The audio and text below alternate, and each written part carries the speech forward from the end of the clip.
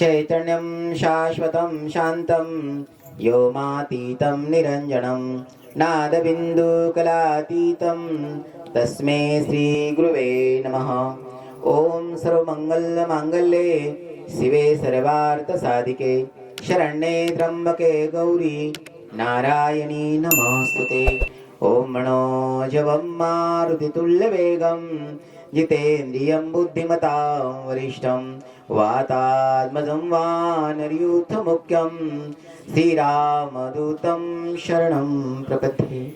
आज ह्या ब्रह्मसोहळ्याला सर्व जमलेले धर्मधन भाग्यवान माझ्या माता भगिनी सर्व जमलेले चिले पिले आणि तुम्ही सर्व देवता सर्वांचे चरणी कोटी कोटी प्रणाम करतो। खूप छान आनंद होतोय कारण की मोहेगाव नगरी म्हणजे गुरुदेवांचं माहेर आहे, गुरुदेवाची ही अयोध्या नगरी आहे। कारण की मोहेगावावरती गुरुदेवांचं विशेष प्रेम आहे। आजचा दिवस मला असं वाटतं आपल्या आयुष्यामध्ये आपल्या जीवनामध्ये खूप महत्त्वाचा दिवस आहे। जेवढेही या धर्म सभा मंडपामध्ये आणि या सर्व कोकिळा गात होत्या आध्यात्मिक ज्ञानदेवाच्या रूपाने, जेवढेही देवता उपदेवता तीर्थक्षेत्र माझी मोहेगाव ही पुण्यनगरी आणि पंचकृषी आजूबाजूचा परिसर खरंच चित्रगुप्ताच्या रजिस्टरमध्ये चित्रगुप्ताच्या नोंदणीमध्ये तो अतिशय महाभाग पुण्याचा म्हणून लिहिला जाणार आहे। सर्वात महत्त्वाची गोष्ट आहे आपण सर्व गुरुदेवावरती निष्ठा ठेवणारे, गुरुदेवावरती अफाट आपल्या सगळ्यांचं प्रेम आहे। आणि विशेष हा झोळीचा जो कार्यक्रम आहे मला असं वाटतं खूप जास्त मी एक्सप्लेन करणार नाही आहे। ही मोहेगाव पुण्यनगरी मला असं वाटतं ही जादू टोण्याची नगरी नको, ही विद्याची नगरी व्हायला पाहिजे। माझी अपेक्षा आहे, माझं स्वप्न आहे, तर मला जादू टोण्याची ही नगरी नाही पाहिजे, तर मला विद्याची नगरी पाहिजे। माझे मुलं मुली शिकले पाहिजे, माझ्या मोहेगाव ह्या पुण्यभूमीची प्रगती झाली पाहिजे। कोणी वकील होईल, कोणी डॉक्टर होईल, कोणी इंजिनियर होईल, कोणी प्रोफेसर होईल, कोणी आचार्य होईल, कोणी जे आपण डोळे झाकून भगवंताची भक्ती करतात तर त्याला काही आनंद नाही, त्याला काही मजा नाही आहे, त्याला काही प्रगती म्हणता येणार नाही आहे। तर उघड्या डोळ्याने डोळस बुद्धीने ईश्वराची भक्ती केली पाहिजे।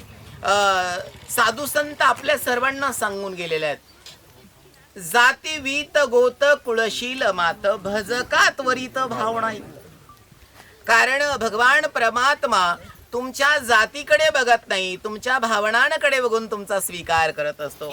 भगवान परमात्माला तुमची धन संपदा द्रव्ये किंवा तुमची वावा किंवा तुमचा प्रचार हे देवाला आणि साधू संतांना कुठेही बाधित करत नाहीये। कारण तुमच्या हृदयाचा निर्मळ भाव जो असतो ना तो संतांना, साधूंना, गुरुवर्यांना आणि भगवंताला आवडत असतो आणि त्या भावामुळे संत अशा अरण्यामध्ये येत असतात। तुमचा भाव महत्त्वाचा असतो आणि ही जी परंपरा आहे झोळीची, कारण समाजामध्ये भगवे कपडे घालणं, एवढी मोठी दाढी जटा वगैरे सर्व मेकअप करून साधू समाजामध्ये सर्व परीक्षा देऊन तुमच्या सगळ्यांच्या क्राऊडमध्ये येऊन धर्मप्रचार करणं आत्ता हल्ली ह्या मोमेंटला एवढं सोपं नाही आहे। अतिशय स्ट्रगलपूर्ण लाईफ आहे, अतिशय अवघड आहे। कारण की समाजामध्ये आम्हाला राहायचं आहे ना, तर आम्ही कसं राहिलं पाहिजे, I am in the crowd but not of the crowd. हो, मी गर्दीमध्ये दिसतोय पण मी गर्दीचा नाही। मी समाजामध्ये काम करत असताना कसा असलो पाहिजे, दिसतोय मी गर्दीमध्ये, मी समाजामध्ये आहे पण समाजाच्या कोणत्याही मायेचा, मोहाचा, विकाराचा, स्पर्धेचा कसलाही आपण काय म्हणू लोभ त्या साधूला, त्या गुरुवर्यांना, त्या संतांना होता कामा नाहीये। म्हणून गुरुदेव बोलले I am in the crowd but not of the crowd. हो, मी गर्दीत तुम्हाला दिसतोय पण मी गर्दीचा नाहीये, कारण देव माझा मी देवाचा। साधू संत कसे असतात, देव माझा मी देवाचा हा व्यवहार देवाशी करत असताना, हा व्यवहार देवाशी एकरूप करत असताना समाजाची नेहमीच गरज पडत असते. कारण संतांना समाजाची गरज नाहीये, समाजाला संतांची गरज आहे, समाजाला साधूची गरज आहे. साधू थोर जाणा, साधू थोर जाणा, साधू थोर जाणा या कलियुगी. कारण कलियुगामध्ये साधूला थोर का म्हटलेला आहे? साधू शीलवान आहे, साधू गुणवान आहे, साधू श्रीमंत आहे. आणि साधू सारखं ममत्व, वात्सल्य, साधू सारखं प्रेम, साधू सारखी मला असं वाटतं आचारसंहिता जगात कुठेही नाहीये. एकमेव या भवसागरातून तारून नेण्यासाठी एक तारणारी नाव जर कोणी असेल तर ती जगदंबा म्हणजे साधू आहे. आपण सर्वांच्या हृदयामध्ये गुरुदेवाप्रती प्रेम आहे. आपल्या माझ्या माऊल्या अतिशय गुरुदेवावरती प्रेम करताय. मला असं वाटतं तुमच्या प्रेमापोटी इथपर्यंत मी आलेलो आहे. कारण नाशिक शहर फार महत्वाचं आहे, फार मोठा आहे. त्र्यंबकेश्वर नगरी माझ्या हनुमंतरायाची नगरी आहे, माझ्या त्र्यंबक राजाची नगरी आहे, माझ्या निवृत्ती दादाची नगरी आहे, गंगा मैयाची गौतमीची नगरी आहे, गौतमाची तपभूमी आहे, साधू संतांची तपभूमी आहे, कुंभ नगरी आहे. आणि मला असं वाटतं एवढ्या श्रीमंत नगरी मधून विशेष काही घेण्यासाठी मी इथपर्यंत येईल का?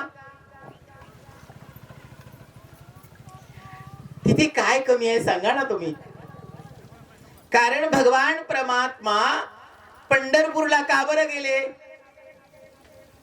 योगी 28 विठेवरी उभा. का बरं? 28 युग झाले. भगवान परमात्मा तिथे पंढरपूरला का बरं गेला?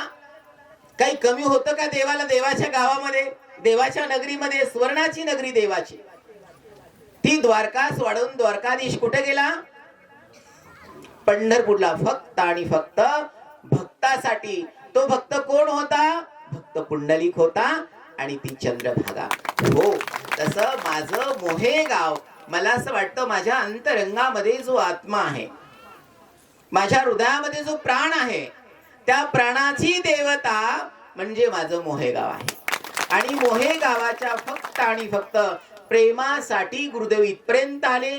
माझ्या आयुष्यामधलं, माझ्या जीवनामधलं सगळ्यात महत्वाचं केंद्र, महत्वाचे केंद्र तर सगळेच राहणार आहेत, खूप केंद्र होणार आहेत, पण माझ्या जीवनातलं ज्या गावाला मी चॉईस केलं, ज्या गावावरती माझं प्रेम आहे, ज्या गावाने मला स्वीकार केलं, त्या गावामध्ये, मोहे गावामध्ये गुरुदेवाचं हे राम नामाचं केंद्र, पहिलं केंद्र होतं. एकदा जोरात टाळ्या व्हायला पाहिजे. आणि विशेष मला असं वाटतं या गावचे साधूही होणार आहेत, संतही होणार आहेत, आचार्य होणार आहेत, मुली दीक्षा घेणार आहेत, संन्यासी होणार आहेत. तर मला असं वाटतं ह्या गावाकडे ना जादू टोण्याची नगरी म्हणून बघायला नको, ही मोहेगाव विद्याची नगरी आहे. विद्याची नगरी म्हणून बघितलं पाहिजे. इथे इंग्लिश मीडियम शाळा झाली पाहिजे, मराठी मीडियम शाळा असली पाहिजे. सर्वात महत्वाची गोष्ट आहे इथे वेदांचं पठण असलं पाहिजे, वारकरी संप्रदायाचं शिक्षण इथं दिलं गेलं पाहिजे. आणि श्रीराम शक्तीपीठ मला असं वाटतं सर्व अंगाने ज्ञानी आहे, सर्व अंगाने विचार करणार आहे. इथं मतभेद नाही, भेदाभेद नाहीये, इथे स्पर्धा नाही, आम्ही स्पर्धेला महत्व देणारे नाहीये. गुरुदेवाची सुरुवात आहे. The time has come for science and spirituality. हो, श्रीराम शक्तीपीठ केंद्र स्थापन झालंय ना, होतंय ना, तर याचं कारण आहे आजपासून विज्ञानाला आणि अध्यात्माला सुरुवात झालेली आहे. म्हणून आपण सगळ्यांनी साधूकडे बघण्याचा जो चष्मा आहे ना, तर लिंबासारखा धाग्यासारखा नको. कारण साधूनं काही चमत्कार केला नाही, आम्हाला काही अनुभव आलेला नाहीये. आम्ही साधूला 10 वर्षापासून ओळखतात, 20 वर्षापासून ओळखतात. लिंबा आणि धाग्याच्या माध्यमातून मी कोणालाही चमत्कार देऊ शकत नाहीये. तुमचं मनही ईश्वर आहे, तुमचं मनही राम आहे. भगवंताचं चिंतन करा, गोरगरिबांची सेवा करा, साधूच्या सान्निध्यात राहा, अंधश्रद्धेच्या बाहेर पडा, जातीच्या बाहेर पडा. जातीच्या बाहेर पडून अध्यात्म बघा, मग भेदाभेद करणार नाहीये, स्पर्धा तुम्ही करणार नाहीये. तर आपण सगळ्यांनी काय करायला पाहिजे? गर्दी व्हायला पाहिजे का नाही? गर्दी कोणची पाहिजे? क्वांटिटी नको बरं, क्वालिटी असली पाहिजे. कारण गर्दी मला खुश करण्यासाठी नाही पाहिजे, माझ्या मोहेगाव नगरीची पंचकृषी प्रगती करण्यासाठी. माझ्या मोहेगाव नगरीची प्रगती पाहिजे, पंचकृषीची प्रगती पाहिजे. आणि म्हणून मला असं वाटतं की माझ्या गावाचं बेसिक पक्क झालं पाहिजे, मुलांना चांगलं इंग्लिश बोलता आलं पाहिजे, मुलांचं चांगलं गणित चांगलं असलं पाहिजे, आणि मुलांना मला असं वाटतं अधिकारी लेवलचे मुलं गावात व्हायला पाहिजे. कारण की साधू तर पुढे होणार आहेत, कारण साधूकडे बघण्याचा चष्मा लोकांचा चुकीचा आहे. साधू म्हणजे अनाडी आहे, साधूला म्हणजे काही कळत नाही, म्हणजे वगैरे वगैरे वगैरे. कारण त्याच्यात काही मी जास्त वेळ घालणार नाहीये. तर साधूकडे बघण्याचा चष्मा, साधू म्हणजे अध्यात्म पण आहे आणि विज्ञान पण आहे. साधू मध्ये आपण दोन्ही दर्शन केले पाहिजे. विज्ञानाचंही दर्शन साधू मध्ये झालं पाहिजे आणि अध्यात्माचंही दर्शन झालं पाहिजे. मोहेगावला इथे इंग्लिश मिडियम शाळा झाल्याच्या नंतर मला असं वाटतं पंचकृषी मध्ये फक्त शाळेचंच नाव नाहीये, पहिल्या प्रथम ना माझ्या गावाचं नाव झालं पाहिजे. कारण की गावातले मुलं शिकताय, गावातले मुलं नोकरी लागते, गावातल्या मुलांची प्रगती होते. कारण माझ्या माता भगिनींना आणि महापुरुषांना मिळवत सांगेल, कारण की आपली प्रगती करण्यासाठी कोणी येणार नाहीये, आपला हेल्प करण्यासाठी कोणी येणार नाहीये. माझी मुलगी जेव्हा शिकल, माझा मुलगा जेव्हा शिकल, त्याचा पगार येईल, त्या मुलाच्या अंतरंगामध्ये ममत्व जागृत होईल, आणि तेव्हा माझ्या कुटुंबाबरोबर माझ्या गावाचं नाव होईल, आणि माझ्या गावाबरोबर माझ्या कुटुंबाचं नाव होईल, आणि कुटुंबाबरोबर गावाबरोबर आपोआप श्रीराम शक्तीपीठाचं नाव त्या शिखरावर पोहोचणार आहे. कारण की मी गावाचं कल्याण करण्यासाठी आलेलो आहे, तुमच्याकडून धान्य पैसे वगैरे वगैरे घेण्यासाठी नाही आलेलो. कारण एक निमित्त असतं, निमित्ताशिवाय असे सत्संग होत नाही. माझ्या माता भगिनींनो, धर्मधन भाग्यवंतांनो, कोणत्याही गोष्टीला निमित्त असतं. कारण ही महाराष्ट्र ही संतांची भूमी आहे. ही महाराष्ट्र भूमी संतांची जन्मभूमी पण आहे, कर्मभूमी पण आहे आणि कुंभभूमी पण आहे. आपण सर्वांनी डोळस बुद्धीनं, डोळस दृष्टीने अध्यात्म केलं पाहिजे.